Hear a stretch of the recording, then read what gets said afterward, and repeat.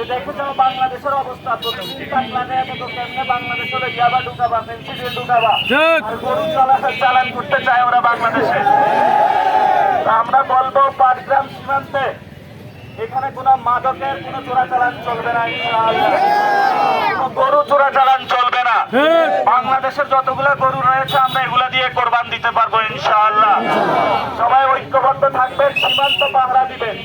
ওইখানে হলো শুভেন্দু আসছে আর এদিকে আসামে আসছে, তারা ওইখান থেকে লোক ঢুকানোর চেষ্টা করবে বাংলাদেশের ঐক্যবদ্ধভাবে। দরকার রাত থেকে মাস নিয়ে হলো পাহারা দিবেন, কিন্তু বাংলাদেশের সীমান্ত আপনারা ধরে রাখবেন। সবাই রাজি আছেন ইনশাআল্লাহ?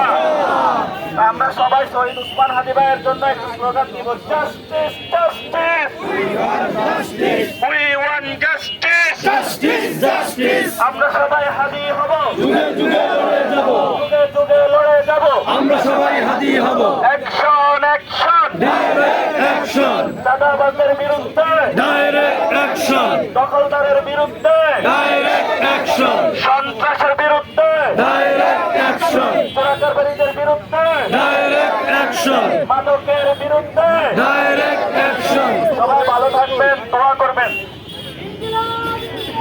জিন্দাবাদ জিন্দাবাদ।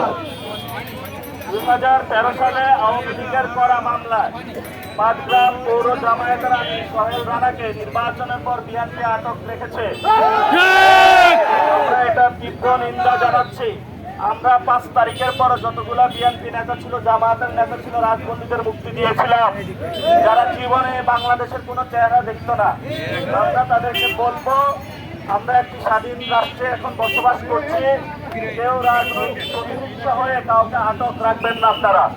আপনারা সবাই সবাইকে অতি দ্রুত জামায়াতের পৌর আমির সোহেল ভাইকে মুক্তি দিতে হবে। সবাই